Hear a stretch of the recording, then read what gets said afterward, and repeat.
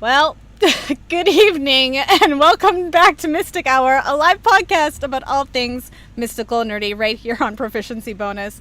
I'm your host, Christy Mystic Water, and each week we'll be having some chill roundtable chats with all sorts of awesome people, discussing all the geeky fandoms, hobbies, and cultures. And I am back this week. I know last month or this month has been pretty sparse with Mystic Hour updates because I went to PAX West, and then I got sick. But now I'm back. But before we begin, I want to just do a couple shout-outs. God damn it, I'm getting an echo. Mute yourself. Thank you. I'm just going to do a couple shout-outs.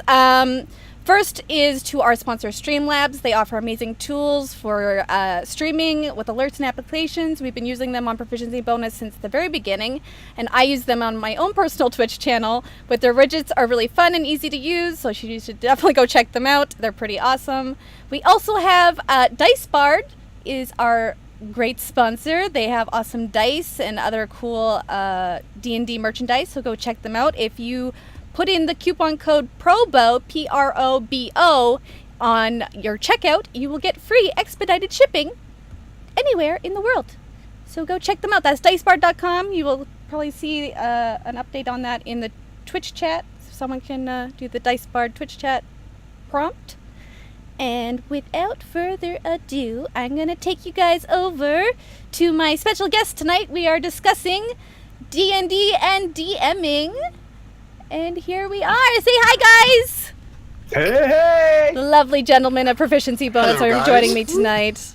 Hello. Hello, my babies. Right. It's going to be fun. Oh, yeah. So, I'm so nervous. Why? Yes.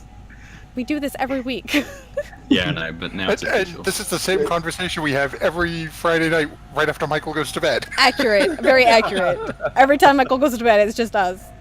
So, Michael, welcome to the group. All right, yeah. Welcome to the conversation. All right, now we need to haze him. Oh, yes. Oh, here we go. Oh, no. Well, Waffle. Can we do this not a day before he has the chance to bludgeon all of our characters, please? good Just point. saying. Fair point. Fair play. Well, tonight we're going to be discussing D&D, par usual, as is tradition on this channel, but we're also going to be discussing things about DMing and getting some advice and tips from all these awesome DMs on my screen right now.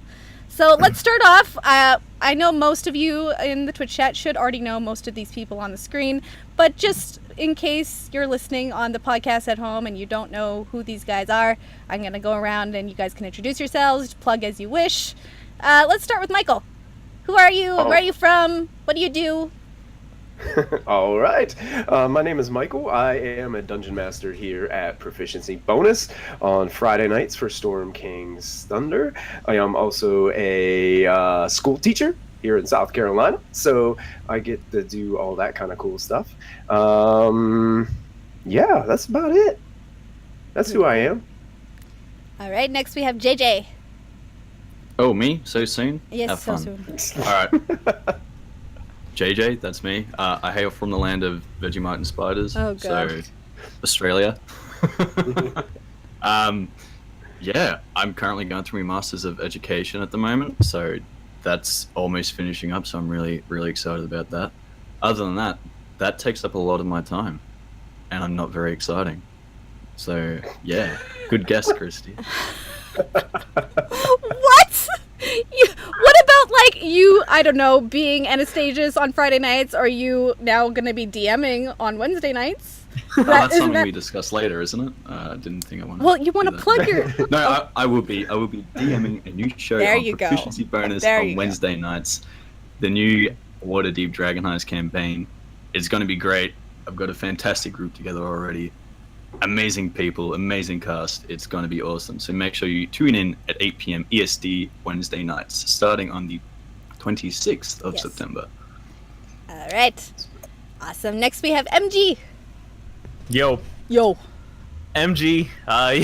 You may know me as Lachlan on our Friday night Storm King's Thunder game. I also DM with some co-workers here in New York, and I'm otherwise fairly unremarkable. Well, okay then. Way to sell yourself short. I know. Well, he is a gnome. Last but not least, we have Matthew. Good evening, everyone. Is much like the rest of the group here, my name is Matthew. You probably know me as Molfin on Friday nights, or if you do watch us on Monday nights, I also DM our Tomb of Annihilation campaign, both here on Proficiency Bonus. Currently a supervisor in a call center in Massachusetts, so basically a glorified phone monkey. And beyond that, deal with my 3-year-old at home. The other dads. Well, let's start off with something really basic for you guys. I'm going to go around and I want to ask how each of you guys got into D&D. When and how did you guys get into D&D? Let's start with Michael. Oh, well, actually, I had a friend in high school, probably about 7th grade. His name was Matthew, and he got me involved. I would go to kind of his house to hang out, and his brother had a bunch of like miniatures and role-playing games, like old classic role-playing games, but we didn't understand how to play them. The rules were these books that were so big that we didn't want to read them. So we decided to make up our own rule sets, and we would come up with our own simple rules, and we would roll dice and play basically what turned out to be Dungeons and Dragons. And I think that's why I like 5th edition so much, because it was kind of like the same thing. You rolled a d20, if you got a good number, you hit, and it was just simple like that. So we created our own. And then when I got to college, I got hooked up with a group of friends, and we started to dive into 3.5. Later on, I moved to 4th edition, and it's just been playing D&D ever since. Cool. So how long ago was that? Oh my goodness. You're gonna make me tell everybody how old I am? Yes. 60s. Yes. All the way back to the 60s. Hey man, I date myself when I say I played in the 90s. You can date yourself. I played in the 90s. It was Okay. it was probably around 1994ish. Yeah. Probably when I started. Okay. So yeah, probably around that time. Okay. What about you, JJ? Me? Yeah. I think it was just over 2 years ago now. I'd just gotten back from a big, long, fun, expensive trip in Europe. I came back and I don't know, I was just looking for something new to start up, because I'm a bit of a hobby hoarder. That's just what I do. I just jump from one hobby to the next to the next. I saw that I was walking around my local shopping center or mall or whatever you call it in whatever land you hail from. And I saw a poster saying that there were free introductory D&D sessions at a local game shop. So I decided to go down and check it out, just out of curiosity. I'd never really heard of D&D before that. And I mean, I gotta say, I didn't really enjoy it. Really? No, I didn't really enjoy it at all. But, you know, I decided to stick with it, and it just turned into what it is today. So I'm glad I stuck with it. Well, do you mind me asking what exactly, like, in the initial playthrough that you didn't enjoy? Or was it the group? Was it They're all the game? tabaxis. Yeah. It was...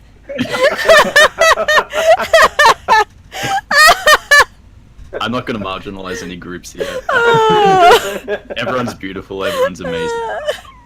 Except if you only play tabaxis. Oh, God. There we go. No, I'm just kidding. I don't know. I think it was just the dynamic, the group, probably the fact that I didn't really understand the game or how it was played. And yeah, I think that is the main reasons why I wasn't that into it, amongst a few other things, which I will not mention on a kid-friendly stream. Kid-friendly? Have you seen my show? Apparently Yes. not. All right. Yeah, we PG here. No, not really. I'm sorry, Michael, but no, not really. Only Fridays. Only PG. Fridays and Mondays are PG. This is like borderline PG-13, maybe borderline M sometimes. I mean, F-bombs are dropped when things get passionate. Well, there was People that get night killed. that everybody kept talking about penises. Penis lines, yeah. The penis lines happened, and then, it kind of just throws the whole rating Yeah, system. full circle. Full Move on To the circle. cocks. Moobot was going nuts that night. Deny. What about you, MG? How did you get into D&D?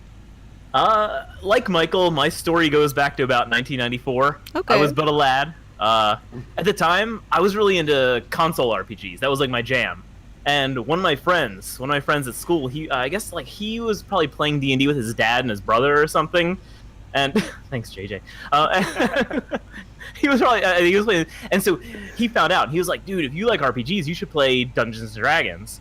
And I was kind of like, "Okay, is that for Genesis or Super Nintendo?" And he's like, "No. You play it with paper and dice." And I was like, seriously? This is crazy.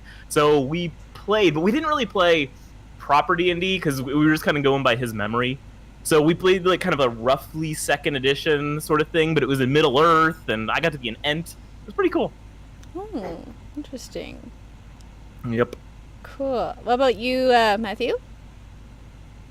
Oh, now that I feel even older. Oh, age yourself. 19, 22. I started playing back in the late 80s. Okay. Back in middle school, I had a buddy of mine who, again, just, similar to MG, hanging around. We're all playing Mario back on the original Nintendo.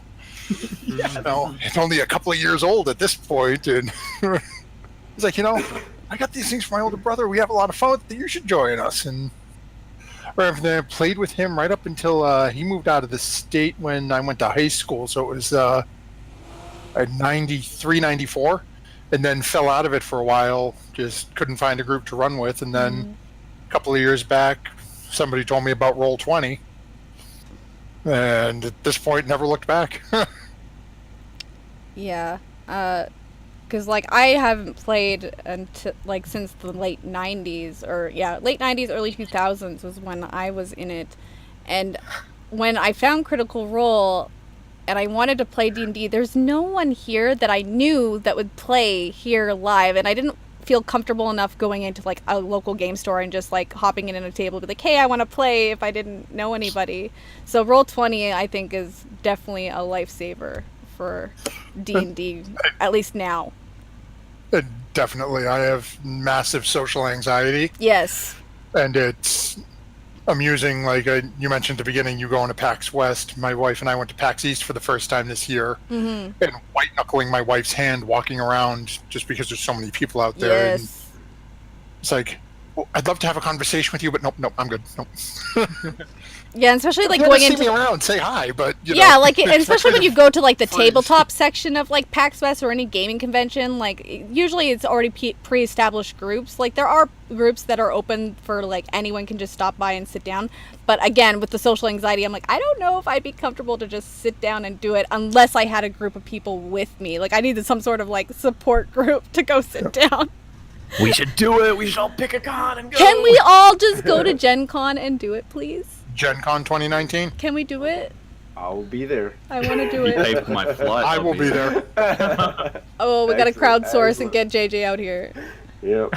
Start a GoFundMe. Yeah. That's a terrible idea. I'm gonna run amok over there. We only need like $500 to stick an Australian in a box with a couple of holes in it and stick him in the bottom of a plane. It doesn't have to be much. Only 500? Air Australia. It doesn't have to be, first class or anything. Oh, no tracking, just... Stick him in a box, hope he shows up. If I end up somewhere else, I'm fine with that too. I want to do if I could, Christy, chime in real quick on what JJ was talking about with just not enjoying D&D the first time he played it. Yeah, that's another thing I wanted to talk about is like first impressions. I'm gonna be honest. Like the first time I played 3.5 with my college buddies, I didn't get into it. And really? I can't remember if it was just the group, if it was the dungeon master. I know that the rules really intimidated me about 3.5. It seemed a little rule heavy, especially for somebody who didn't really play by the rules before. So it's kind of like I just bought the player's handbook for 3.5. I was still trying to go through it, and I was playing with probably a bunch of people that already knew the book. They knew what was going on, and I was like the only oddball at the table that didn't really know what was up. Mm-hmm. So yeah, I'm with JJ. The first time I actually played the rules, I was like, I don't know if this is for me. So I totally agree there with, like, I'll jump on the dog pile that I pretty much hated D&D until 5th edition. Really? And I think that was a general, like, a lot of people I knew who were into pen and paper RPGs, I think kind of felt like D&D was, it was neither streamlined nor simulationist. It was just kind of somewhere in the middle. It had a lot of tradition. Everybody I knew was playing, like, GURPS or Vampire or Shadowrun, like games that, I don't know, that... And I was very closed off to any sort of the gaming community. Mine was just family based. So like for me, it was really fun because it was just me, my cousin, my uncle, and our two best friends. So it was very just, and I'm pretty sure he dumbed it down for us because we were quite young, elementary school. So like even with the math, he probably did a lot of the math for us. So for us, it was very closed group. There was no, like I had never heard of Shadowrun. I had never heard of like any of like the Lord of the Rings type wargaming sets. Like I had no idea what that was about until I found Critical Role and then did my own research. And I'm right on board with you, Christy. Is when I started out, it was a small group of us. We were all friends from middle school. It was being run by by his older brother, but it was D&D, and I'm logic, I'm math, that's what I enjoy. They dropped a book in front of me, 80 pages of rules. I'm like, give me that shit. I'm going to read it over the weekend. I'll be back next session, and I will have most of that memorized.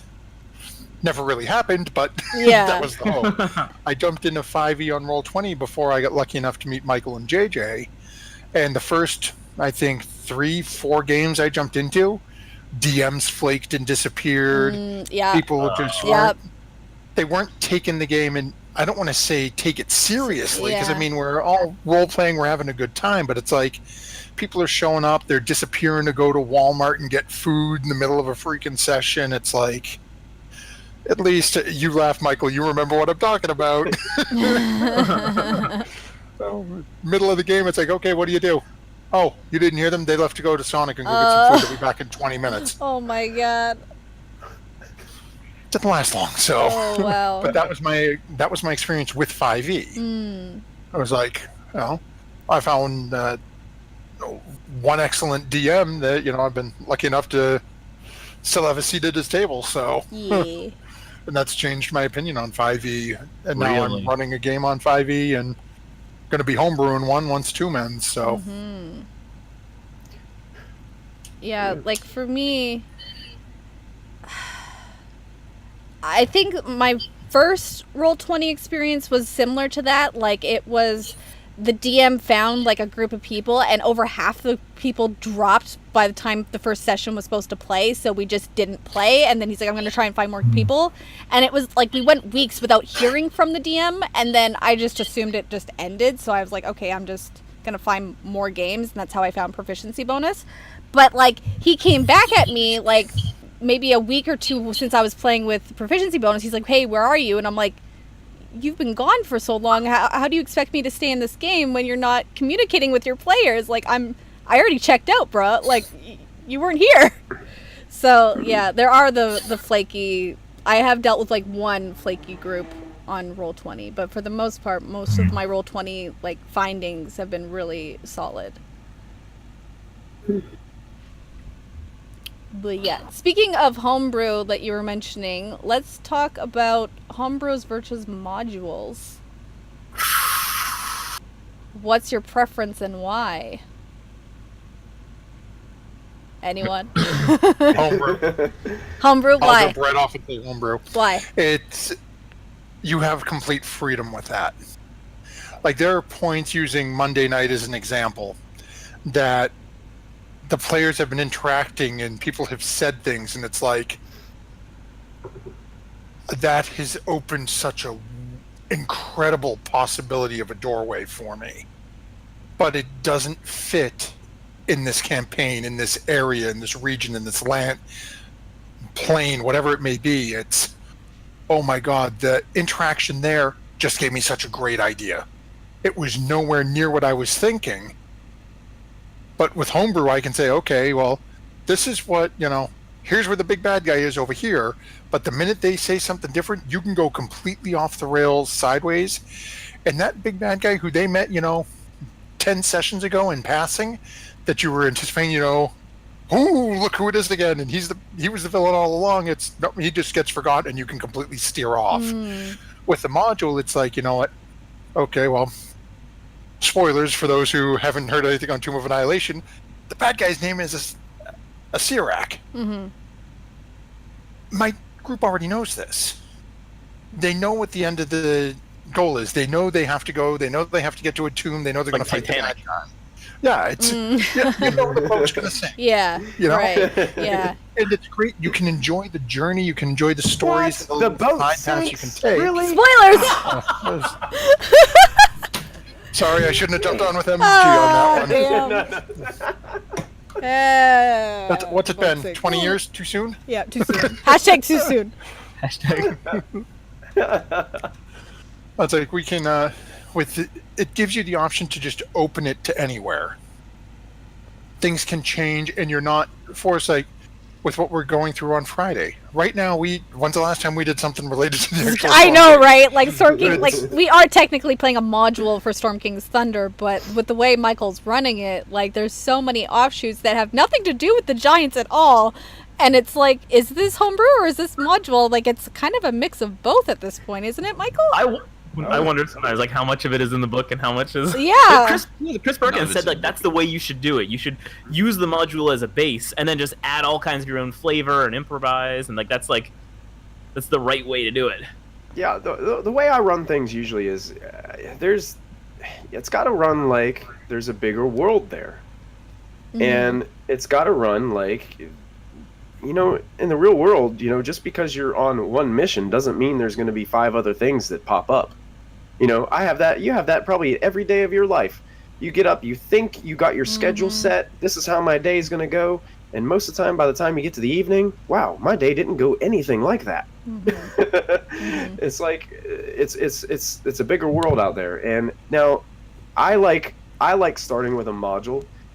My preference is starting with the module just because I don't have the time to start from scratch. Like world building? Right. I can't just sit here, and I just don't have the time. Work and family and just other things. DMing is hard, and I like to be super prepared with what I'm doing. I know some DMs like to go into it with just like a few notes. I'm not that kind of person. I like to I overthink everything. And I try to think of, okay, what if this person is going to do this? I need to be prepared for it. So I kind of over prepare for probably a DM. So probably not the best person to take advice from when it comes to preparation. But I like to start with a module just because of the time. But I also love it when my players give me opportunities to incorporate backstories and other things that are going on in the world that could pop up. And that's what we've been kind of doing on Friday is you guys have given me plenty of opportunities. And as a DM, when you dangle that thing right in front of my nose, I'm going to go for it. So would you say you enjoy the derailing of the module, even though like the module has its set course of action per chapter? Would you say that you actually enjoy the fact that we derail it to the story? Oh yeah, absolutely. That makes it fun for me because it keeps me on my toes. It keeps me thinking about, well, I didn't expect that to happen. Whoa, how are we going to respond to this? How are these NPCs going to respond? And that's the fun part for me because I most of the time don't even know. I have to come up with that on the fly, and that's exciting. I like stuff like that. I don't like that. I don't want to be sitting here just reading box text out of a hardback book to you guys. You know, I like that you guys keep it free that way. I mean, there still is an adventure in place, but there are other tidbits. There are other directions that you go. There's side quests. There are other things based on your characters that you could do, and that makes it exciting for me because that's part of having fun as a DM is. You just like nothing's never set know. in stone. Nothing's set in stone, even with a module. Oh yeah. Yeah, the module's still going to go on forward, whether you guys choose that route or not. It's the things that are in place with the module. They're still going to go forward. They're still going to happen. Hopefully, you will be the heroes that will step up and meet that challenge. But if not, hey, Storm King's Thunder becomes something else. We're just gonna plane shift out of there. Exactly. But then it also gave me the framework for the world, so the framework is already there. So I don't have to sit there and I don't have to build everything from scratch, and that helps me. What about you, JJ? Have you thought about it in terms of like your new game? I agree with a lot of the points that have been brought up already. They both homebrewing and pre-made campaigns and modules, they both have their place in D&D and how you play it.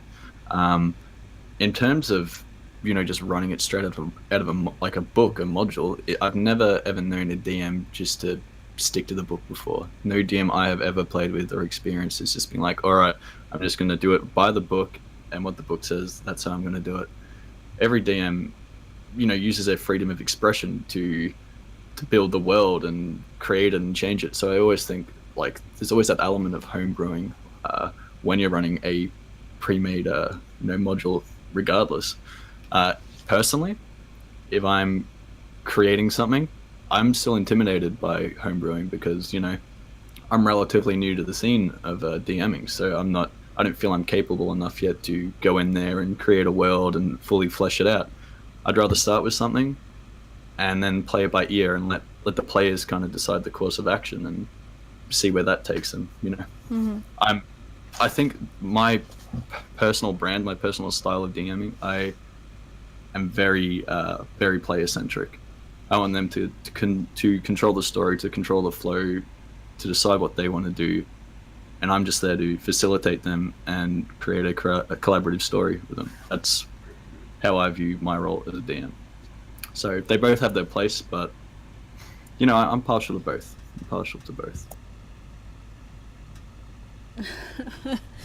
There's a question from chat.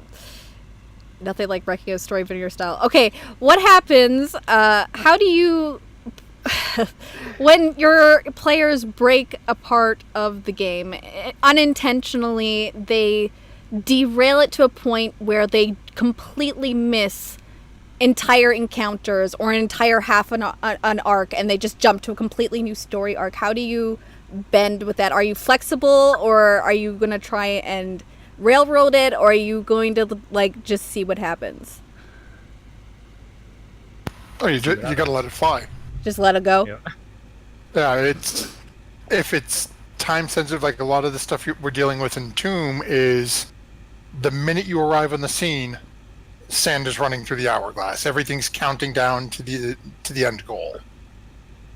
And if they completely bypass something that should have taken several sessions, and they've just completely bypassed it, then that time is still ticking.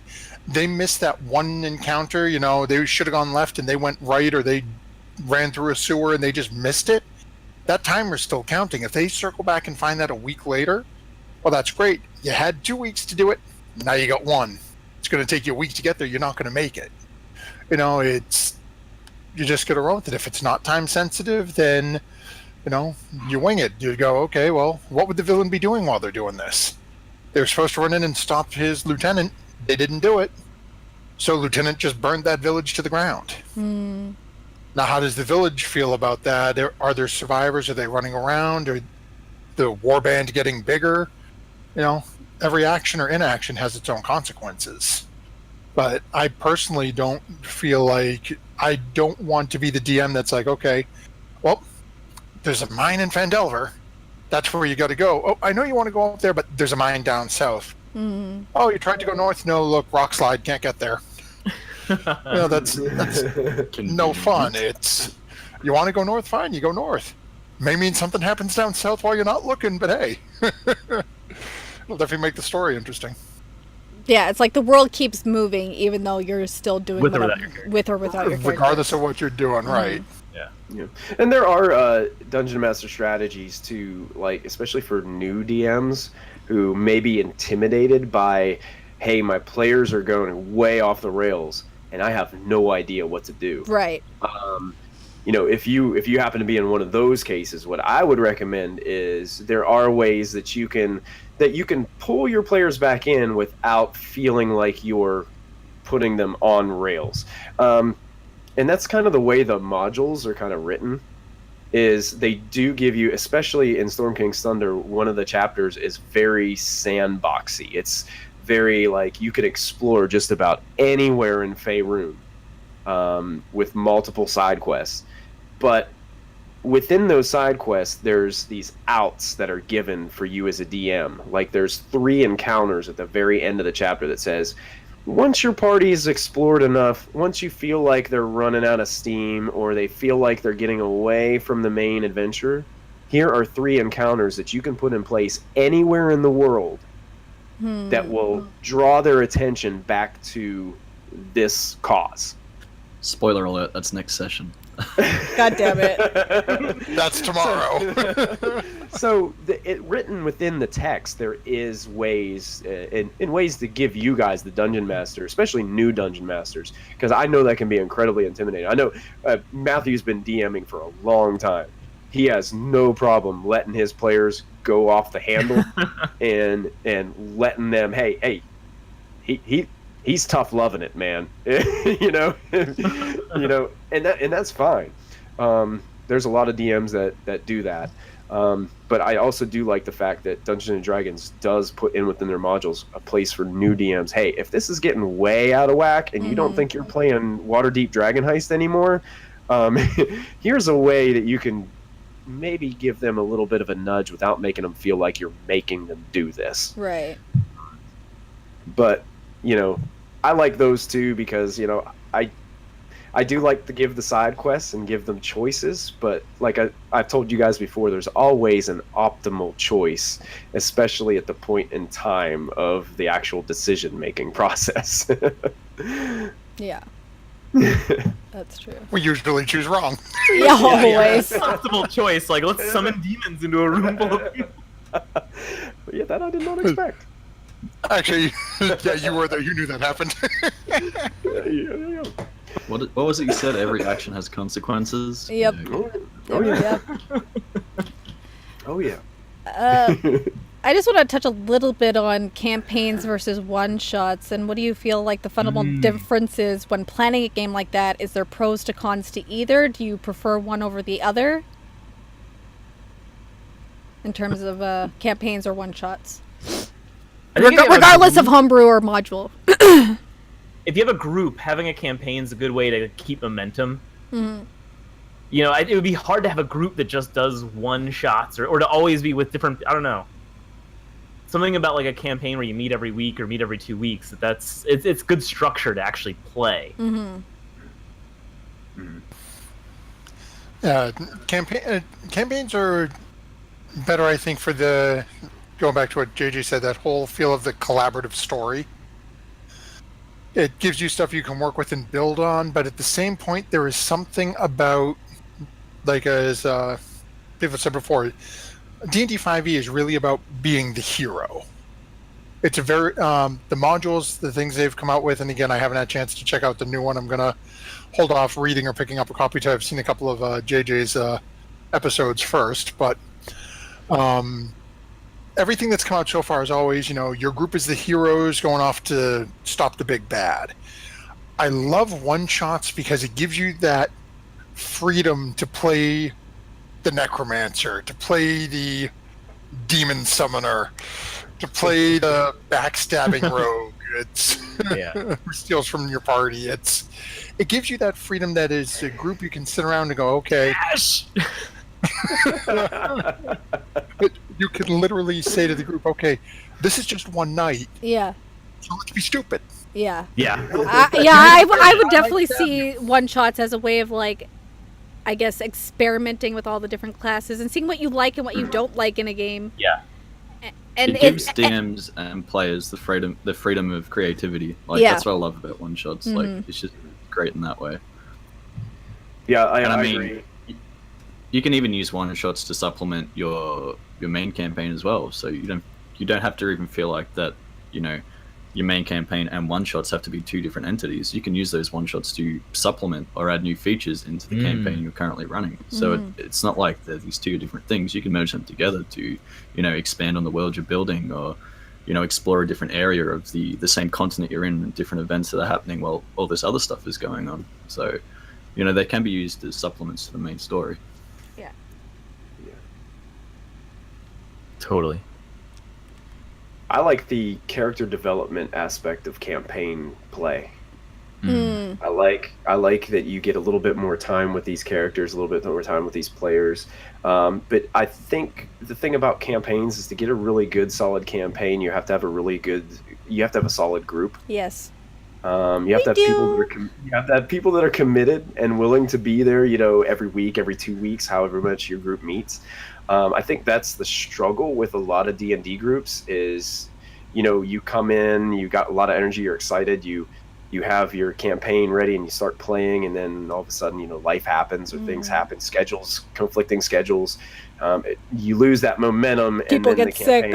People get sick. Yeah, the campaign just loses its momentum, and then all of a sudden, you're just not meeting weekly anymore. You're not meeting that month. So then if that's the case, and you can't keep a consistent schedule, then the one shot's probably the way to go. Yeah. To get your D&D fix in. Yeah, I was just gonna say, just get your little fix in, just get your appetite, so you're not like going through withdrawals. Yeah. Oh yeah, because a campaign is a long time. Yeah.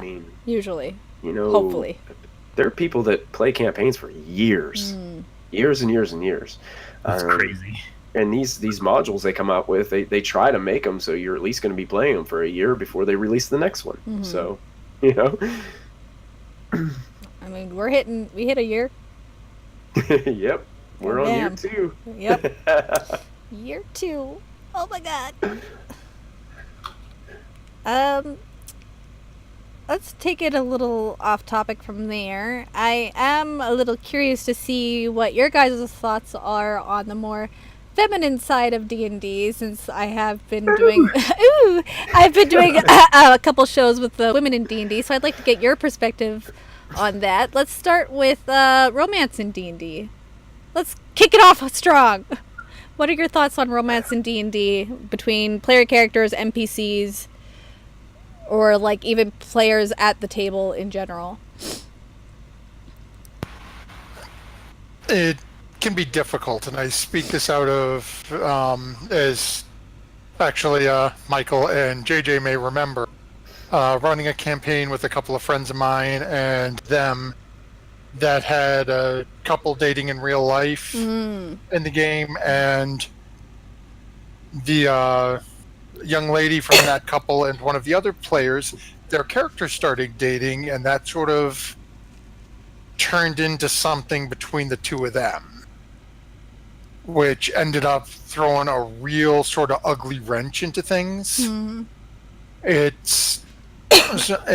have no issue with it. I think it can be a wonderful story tool in terms of characters, but you have to be careful because, like with anything, if you're acting that way so consistently towards that person, you run the risk of transference, or some people do. And when that happens, then there's all of a sudden a whole bunch of real life drama that can throw a major wrench in things. Okay. So what about you guys? How do you guys feel about it? I mean, as long as you understand where that line is, like what Matthew was talking about, this is a game. You're role playing a game. And I try to tell people that all the time. This isn't what happens in this game. This isn't real life. If I'm playing an NPC that's being really mean to JJ, he knows not to take it personally. Even though we all know it's because it's Australian. So it's just you got to know where that line is when it comes to that. But I mean, as far as role playing romance in D&D, I don't really have a problem with it as long as it doesn't cross that line or make other people uncomfortable. You don't want to do anything that's going to cause your group to fall apart or cause any tension between. Because I mean, it's so hard to find a consistent group. There's nothing you want to do to break that up. So I mean, that's my opinion. How about you, MG? I tend to think that romance stories are boring. I'm talking to all the guys right now. I can tell where I'm at right now. All right. Like all of Lachlan's romance is funny. Like True, making out with sisters or like brooms. falling in love with broom. Like it's just because I don't know, like serious romance for me, I just start rolling my eyes and kind of like, oh. So funny or deplorable? Which column A, column B. Oh shit. I'm totally fine with it. It's good plot device. It makes for some intense and exciting moments. And again, as long as it's not transferring into real life and it's affecting players more so than characters. Right. Absolutely, I say go for it. As 100%. long as it's not overshadowing anything and destroying real life relationships. Then for sure. If it makes sense for the story, it makes sense for the story. For sure. Yeah, I'm 100% in that boat as well. I feel like Alex brought this up as well from Insights Check. She says it gives characters more reason to stay alive and more reason to like develop further. It kind of gives them like something that they could risk to like something that they risk losing. It's there's a word for it. Like even if we're talking about romance and we go into the broader spectrum of love, like the love you have for family friends, stuff like that. Yeah. So it doesn't always have to be romantic or even sexual. It can just be platonic. It could be family, and even though like they're not family like the gnomes are, like they develop a certain familial bond just by going through all the traumatic and dramatic stuff they're going through. So I do see it as not just romantic sexually, because like a lot of people say, oh, romance in D&D, that just means sex, and I don't think that applies all the time, if at all. I feel. Are there any girls in the tavern? Right? Like, is there a lady of the evening I can pay some platinum for? Like, does it have to be that all the time? Like, can't it just be like a platonic or like a soulmate feeling? Like, couldn't it just be like a connection instead of sex? And just like he sex. Like, it's more like, again, an emotional, deeper bond for role playing. Or some guy just comes in and steals your soul with a kiss. Yep. I mean, there's that too. I mean, we've all been there. Been there, done that. Guy steals your heart with a kiss and then just breaks you down slowly. And then comes back and says, I'm sorry. Just kidding. Too real. Too real. We need to move on. Too real. Too real. Poor Zoss. We'll save her one day. But yeah, that's my point is just that I feel like romance, especially when it comes to guys and how they view romance, they always see it, oh, is it sex, and is it between players, like if it's you're crossing the line, and it shouldn't have to be that. It should be very transparent, especially if you're in a group like ours, or like you've been in a group for more than a year or two. Like, you should already have that open communication with each other. Like, it shouldn't even be an issue if you're already in that healthy relationship with people. I gotta say, I think guys being guys, we blur the lines a lot more than what the females do. I think so too. It comes down to a situation for like sure. that. Have you all met Zoss? No, but I mean, I think females can discern a lot better when it's flirtatious in-game and flirtatious out of game. I think Now a lot of males you. are like, okay, a woman's talking to me. Holy crap! Like this is She amazing. loves me. She likes me. Yeah. She smiled I at mean, me. Guys are really Definitely dumb wants like to that. do She it. touched my muscle. That's flirting, right? Well, Yeah, we're really stupid That's like too. that. I think it was on one of the other episodes of Mystic Hour I was watching or something like that. Some I can't remember who was, but they were talking about how they would go to a game store and like all the guys, like as soon as they walked in the game store, would like turn and like look at them, and it's like it's just. I think it's just you got all these all these dudes. The lady. And it's like all of a sudden this girl walks in and they just don't know what to do or how to respond. They're just like they start acting like normal guys and just act like idiots. That's what we do. It's a mating band. That's what we do. And it's just I have a girl that's playing in my Sunday group at the game store, and I noticed this too as I'm sitting down. I got all my stuff set up, and she walks in with the family that she comes with, and it's just like boom, everybody just. It's like all these gamer nerds just like watching as she comes in and says she's the only girl in the group. Yep. And she's Just usually a quick the only girl. disclaimer: we are not in the business of making people feel uncomfortable. or No, anything like that. no. This Yeah, is- absolutely. I mean, absolutely. Yeah. But it happens. It does happen, and I remember seeing that, but I think it's just like JJ was saying. I think we have a tendency to make it out to be a lot more Then it is.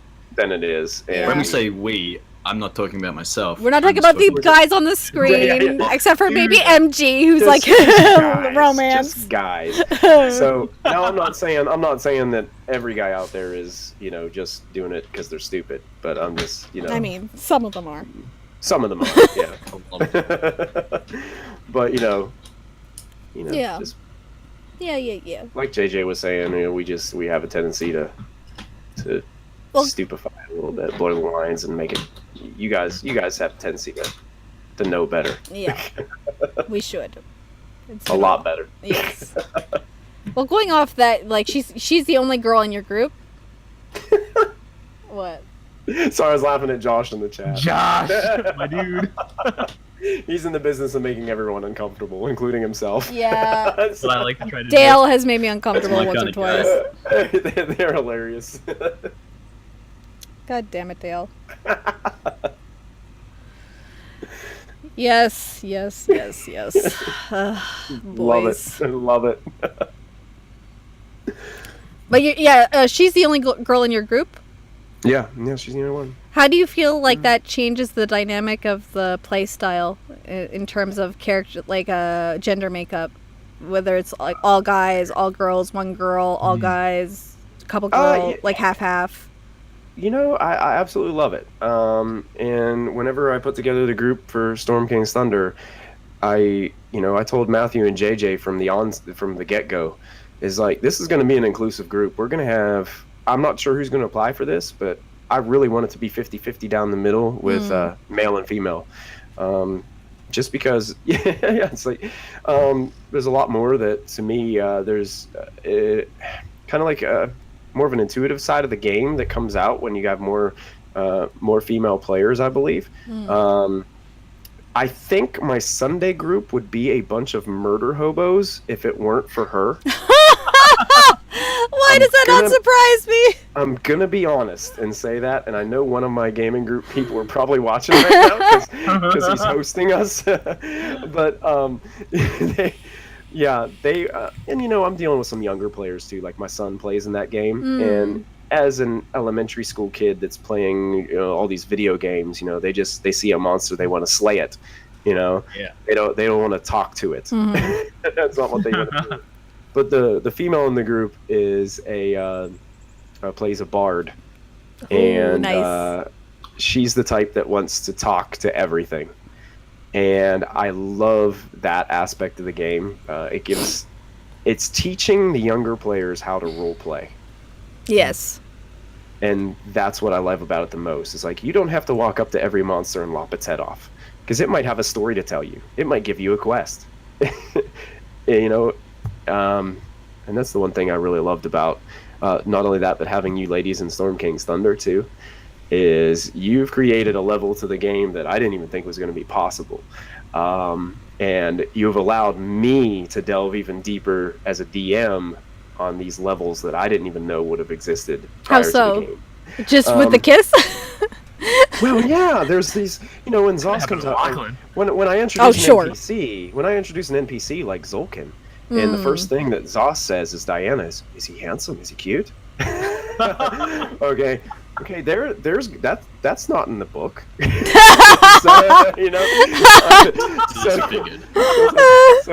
So it's not like I'm like, well, okay, what do I do? So then it gives me this element of, okay, now how are these characters going to interact on this? Like, when this is the first thing that pops into Diana's mind, how do I want to describe this character? So boom, it gives me it gives me an opportunity to dive into that aspect a little bit. What Christy's doing right now with her character Callista in the campaign, and this aspect of trust that happened in the last, sometimes your campaign groups don't get that deep when it comes to personal relationships and how they confront that. So I'm really liking how that was brought to the table too. So and just that interaction that you girls have together, just brings another part of the campaign out that, I didn't think would happen, and it's not written in that book. That's for sure. I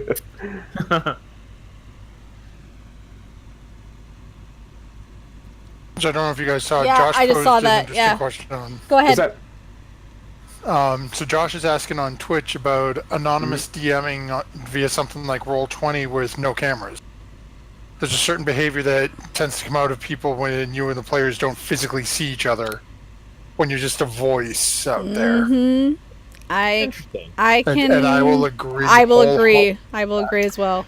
Because that's one of the reasons I'm so comfortable applying for things online. Like the thing I sent to Michael to first get involved with him back for Lost Minds is this, just sort of over the top weird way of phrasing that. Got an idea for a halfling barbarian. That's all it was. But just the way I worded it to him initially is, if he had been sitting at a table in the store and said, hey, I'm looking for players, never in 1,000 years would have happened. It just wouldn't have been able to. There's no fear of rejection. There's no fear of retribution. It's, what are you going to do? Hang up and not say a word? I don't have to worry about that.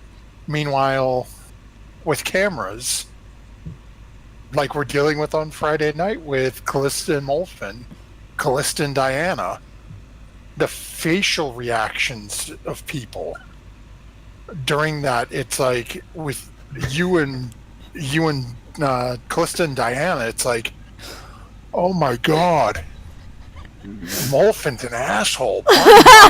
French. But it's like, they're all on me. Get it off me. And the minute that happened, I'm sitting here going, oh my god, I set up for 35, 45 minutes after we ended last week, just going between the two of my...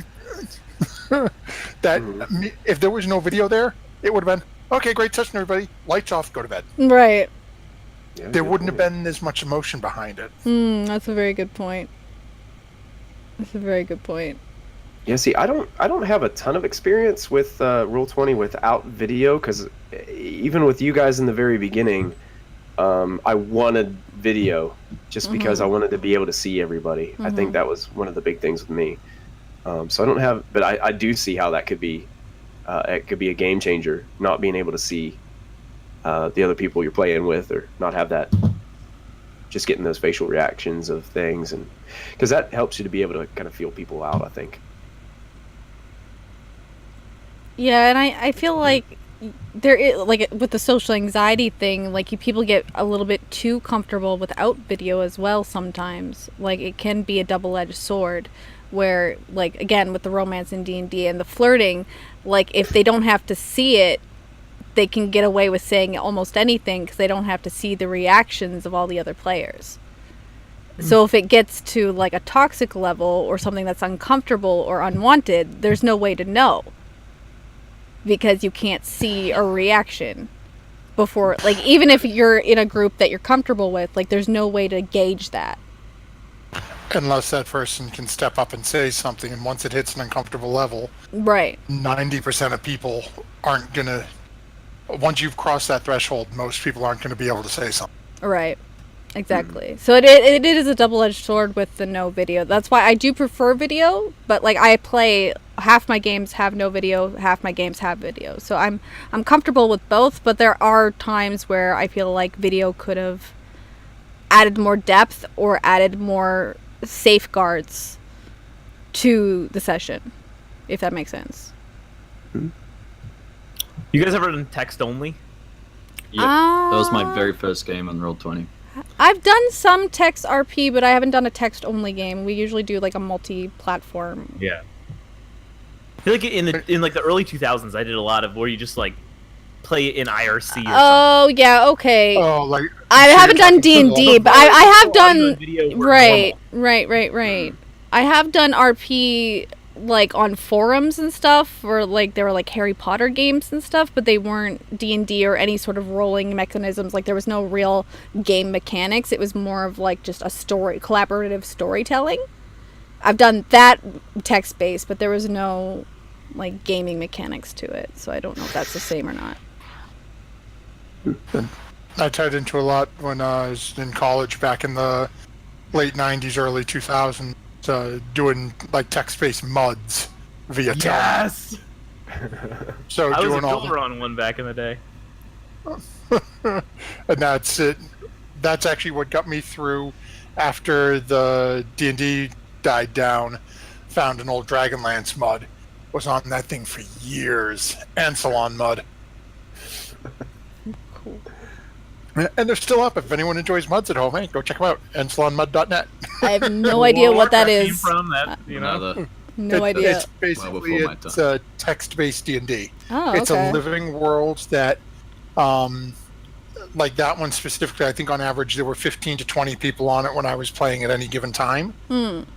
You're moving through their NPCs and stores to interact with, although the NPC interaction is very light, but the other people across the world that have built characters in there are members of clerics and churches and soldiers, and they've built up the military and the magical societies in this world, and you're role-playing with those characters. You know, I want to advance. Well, okay, role-play out the scene, and the entire world has the option to see that scene you're role-playing via text. Cool. It was like WoW, but the programmer usually played it, so like they could just like do things and stuff and go in and, you know, change the game around you. It was crazy. Oh. You'd have points where you'd sit there and go, okay, I kneel down and I pray to Ilmater. Well, one of the coders in the game would have the character name Ilmater drop down in front of you. You know, here's 100 gold, here's a couple of blessings, and then poof, he's gone. Holy crap. And it was just like, you know, just odd little fun interactions like that that were like, they didn't do much for you, but it was like, hey, a little free money, a little free kickback. That's interesting. I've never heard of that thing. Christy, another thing that I was thinking about your initial question about, you know, having women in your campaign and just the makeup of your party is one thing that I've noticed when, for some reason, we live in this day and age where a lot of the there's a lot of gatekeeping when it comes to the D&D community, unfortunately. And I'm thinking, you know what, I remember back to when I was graduating from high school. And I was originally going to be an animation major, and I was going to go to the Art Institute of Pittsburgh. That's originally what I was going to do. So fancy! I wanted to make animated movies. That's what I wanted to do. Oh. So when I was going in there for my interview, I had to submit an portfolio and everything, showing my stuff. And, you know, they were excited about me being there. And one of the things that the guy said was, if you can make a video game that girls or women would buy and play, you would have a job for the rest of your life, and you would be basically a millionaire. Because at that point in time, it was all guys basically playing video games. You know, they couldn't figure out what's the game that's going to bring girls into gaming. You know, what's it going to do? And here it's D&D that's bringing the women and the girls into gaming now. Yeah. You know, and I'm like, this is amazing, because now you're seeing, I'm seeing more than ever girls coming into the gaming stores and just buying things. I think Critical Role has helped a lot with that, and a lot of these actual play streams where you have women playing D&D and other women are watching saying, wow, that's awesome, I want to do that, and then getting involved and kind of just getting to be a part of a group. So I mean, I think that's pretty cool. Yeah, I agree.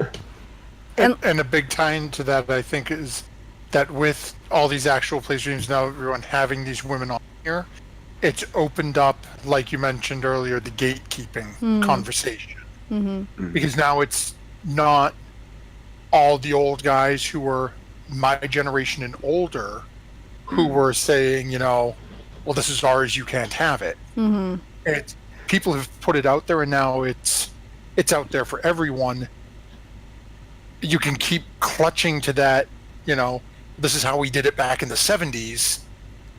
Or you can say, you know what, this is great. Yeah, you did it that way in the 70s. The world changes. Yeah.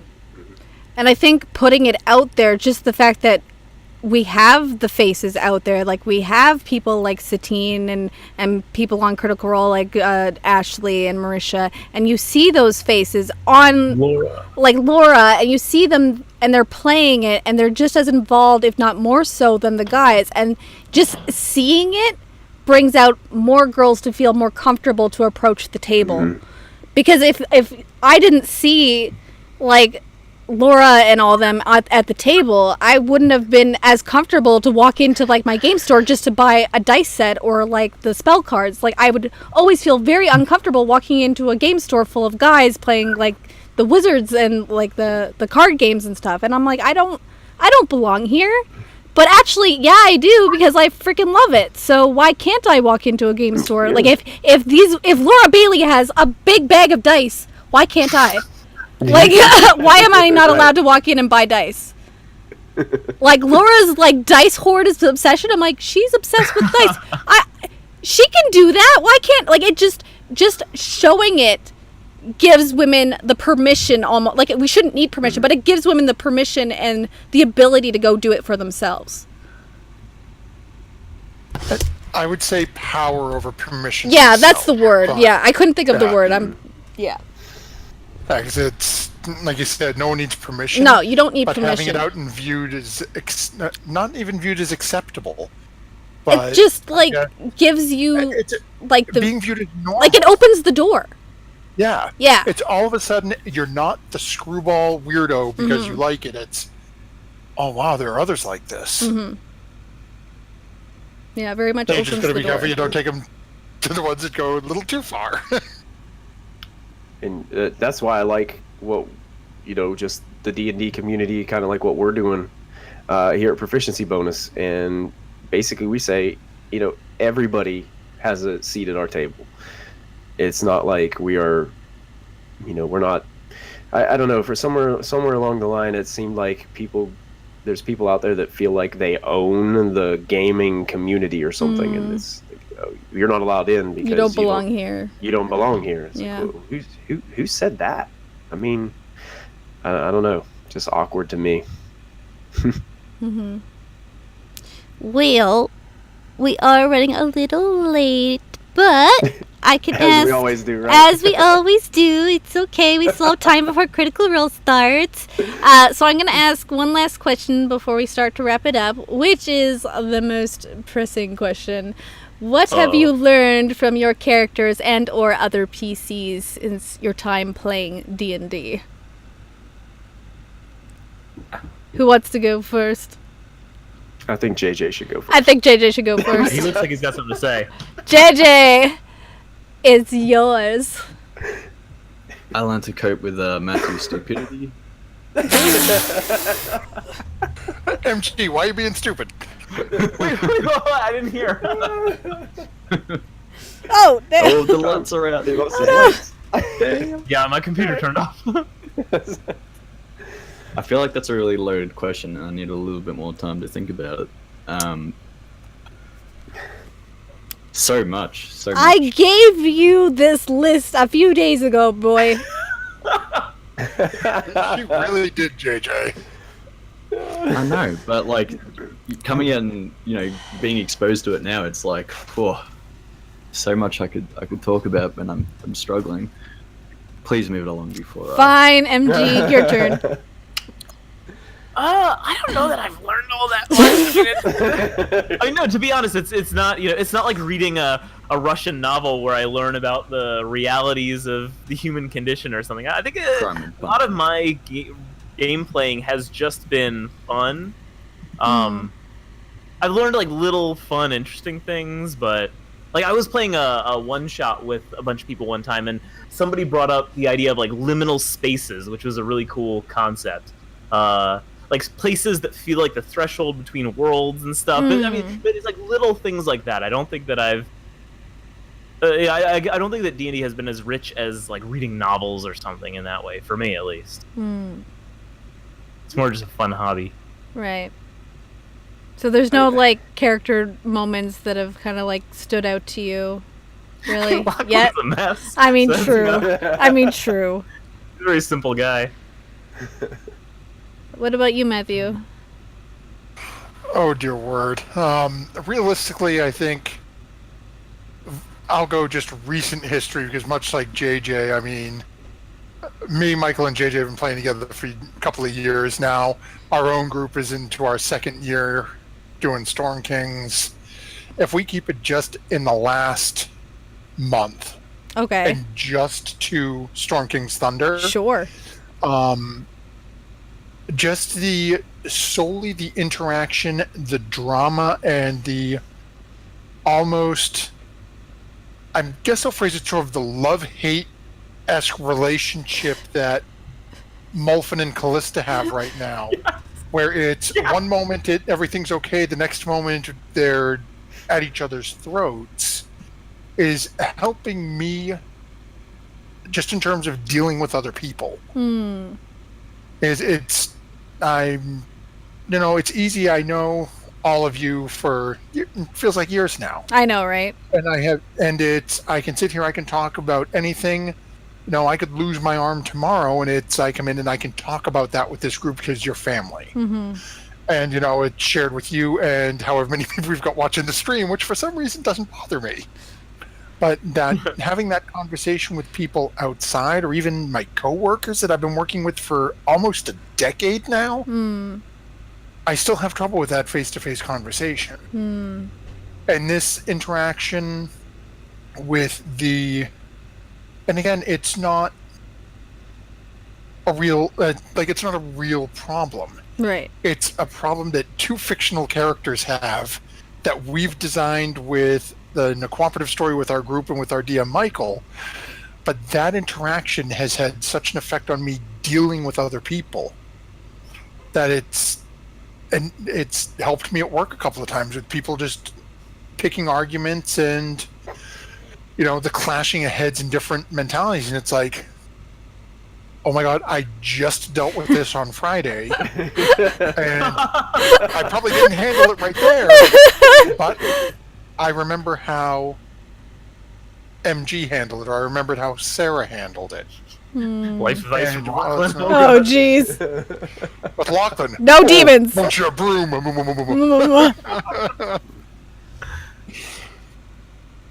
I love that. I love that so much. What about you, Michael? You know, I haven't really. I've only played in a couple of games a couple of times, and most of them were one shots, so I really didn't get too much character development in there. But as far as what I've learned from just maybe D&D in general, is my best friends have always been the friends that I sat around the table playing D&D with. And you guys came at a time where I wasn't really sure who my friends were. I came from a time where I was, in a job where I wasn't sure if people were actually my friend or if they were just trying to be nice to me because of political reasons or, things of that nature. I just really was uncomfortable. I didn't know who my friends were. And it's the people that sit around my D&D tables that end up being my best friends. And that's one thing that I've when I look back at my life and look back at me with Matthew back in our elementary school day, middle school days, playing those games that we made up. yeah, we've lost touch. You know, time does that sometimes. But I look back at those times and I'm like, man, he was my best friend, you know? And then I look back at, you know, my college buddies that we played D&D with. You know, D&D wasn't all that great, like JJ was saying back then. But that was my group. Those were my friends. Those are the people that I could come to, like Matthew was saying, and just let them know, you know, hey, this is what happened at work today, you know, and you just have some normal conversation outside a game. But in like Matthew and JJ, we've been playing for just about 2 years now. Crazy. Met on roll 20, and that's what started this whole mess that we call proficiency bonus now. Yee. So, and then we started going on from there. So, it's really just the friendships that you can actually. I mean, I know we're not physically around the table, Right. but when you get in this game and you role play these things out, you grow as a team, and you grow as people. You grow together, and you just make new friends, man. That's what that's part of D&D that I love the most. Couldn't say it better myself. JJ, have you thought about it yet?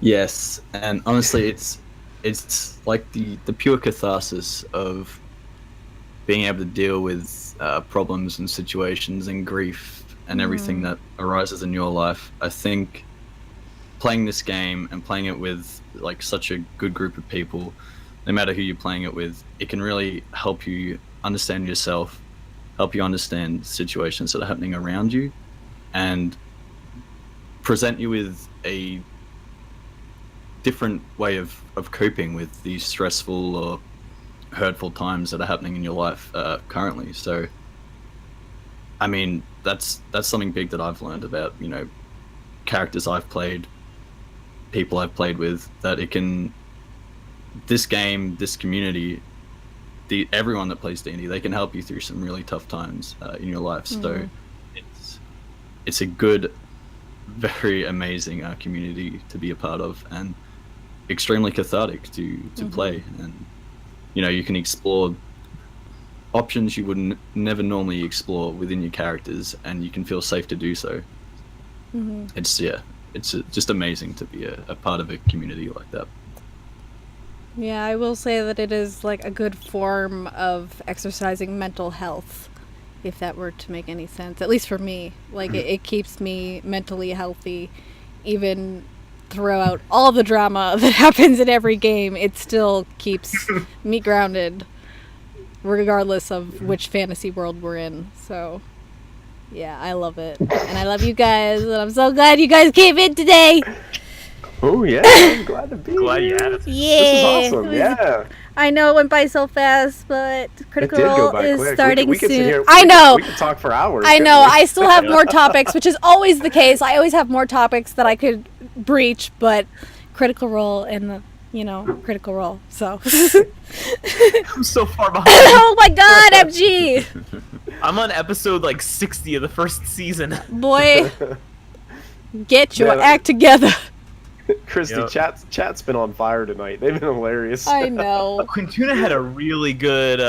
He did, yeah. If you think about it, the computer is on the table, so we're all around the table. It's just a really long table. It's separated by hundreds of miles. Oh, Like Elliot. you're drinking on the internet. You're not drinking alone. Alone, yeah. It's 12 o'clock somewhere. It is. It is. It's 12 o'clock here. Oh! God damn it, Elliot. I'm still salty because he took Tara from Bubbles. Anyway. Thanks so much for watching, guys. I guess we'll just go around one more time, see if you guys have any plugs, shout-outs you want to do quickly before we sign off. Anything? Any shout-outs? Anything? Oh, just Yes. tune in tomorrow night. Proficiency bonus live, Storm King's Thunder, episode 49. Hey! Things got pretty tense last time, so you might not want to miss this one. Episode 49, PvP. Yeah, everybody dies. Campaign ends. Ah! Right before we get to episode 50. 50, glow party! What a finish. What a finish. Oh yeah, that's a good point. Should we pitch that? episode 50 will be the glow party, so yeah. we're going to be having all the glow sticks, and it's going to be a lot of fun. It's going to be like a rave. Yeah, so go pick up some glow sticks and glow party it up with us. Yep, Why was I unaware of this? Was I just not? Yeah, I didn't realize there was a glow party. When is this? Where have you guys been? We've discussed this for the past 2 weeks. Apparently, JJ fell asleep. Not tomorrow. Not tomorrow. Next Friday The for the 25th 50th at time. episode. 50th episode is glow party. So get your glow sticks, Oh, get your raving geez. lights and your LED lights. Party it up. Oh, yeah, party it up. Get your Gonna glowing have to shirts line and up your glow underwear. Yeah. And I'm really hoping they come in, but I've got some dice bar dice on the way that I'm thinking about doing Yeah. a giveaway that night too. Nice. Not tomorrow, but the next Friday. Yeah, this Friday. Coming Friday. I'm really hoping they come in. I'm not sure with the hurricane that they're going to make it in time, but I'm Stay kinda safe, hoping people. that they do. Yeah, stay safe. All Yeah, of you good on the point. coast. And if you do need dice, make sure you head over to DiceBard and use the code Promo! There you go. Their support team is also really good. That is- I had a little question. They answered me at like 9 o'clock at night. Yeah, they're based in Vancouver. They're pretty cool people. I Oh love yeah, them. anytime you got a question for them, boom, it's like you get like almost an instant response. Yeah. Anything else for Well, pluggage? I'm Wednesdays. excited about yeah. JJ's show. Yeah. Yes. Sarah's, Wednesdays, right? She's gonna be 26. Oh yeah, Sarah. Sundays for Strahd coming up in Right? November. There is an application open for Curse of Strahd, so go check that out over on Twitter. Proficiency bonus on bonus on. Exclamation point Strahd. Thank you, Michael. Yep. I Check got us you out on covered, Twitter. got you covered. Yeah, if you want to apply for that, make sure you guys click on that link in Twitch chat. If for some reason you've been wanting to be a part of this community, be a part of Proficiency Bonus, Sarah will be running Curse of Strahd coming up in November. And we are looking for a new cast of players. So make sure you click on that. If you're one of those people, one of those 300 and some odd people that applied for Dragon Heist, and you're looking to be a part of this, go ahead, sign up. And you're not going to want I to do miss just want to say, the upcoming pants episode. are required. Pants are required. What was that, JJ? Apparently, Twitch chat is not wearing pants right now. What was that, JJ? Oh, nice. Don't want to miss Sorry, what? you're not going to want to miss Dragon Heist, Waterdeep Dragon Heist, coming out 26th of September, Wednesday, 8 p.m. EST. It's going to be fantastic. I've been so excited ever since I found out this campaign was coming out, because it's all I wanted in a D&D campaign. Yeah. And I'm in love with it. It's so good. Politics and It's amazing. Ooh. If you're not planning to play it or run it, I reckon you just go buy the book anyway, because it's just a fantastic read. But you have to be around to watch it. Amazing cast, even more amazing DM, and it's going to be good. An amazing producer. What? Oh, yep, Yeah, can't forget about the producer. Oh, yeah, Dragonized. It looks so shiny. So shiny. Also, go check out, if you want to support the channel or support Mystic Hour, you can go check out patreon.com/Mystic Hour, and you can sign up and check out if you want to join our private Discord, join the conversation, maybe be a guest on the show. So go check that out at patreon.com/Mystic Hour. And anything else? If you want to support me, hit me up on Twitter. Send me donations just for fun. Yeah, sure. For funsies. he's a good guy. For Like I said, funsies. we need a couple $100 to put them in a box. Yeah, we gotta to, ship 'em out. Gen Con Gotta next year. ship them out for Gen Con. All right. Well, I think we're good, babies. Everybody say goodbye. Okay, love you. Bye. Everybody. See you Love you, later. bye. Later. Okay, love you. Bye.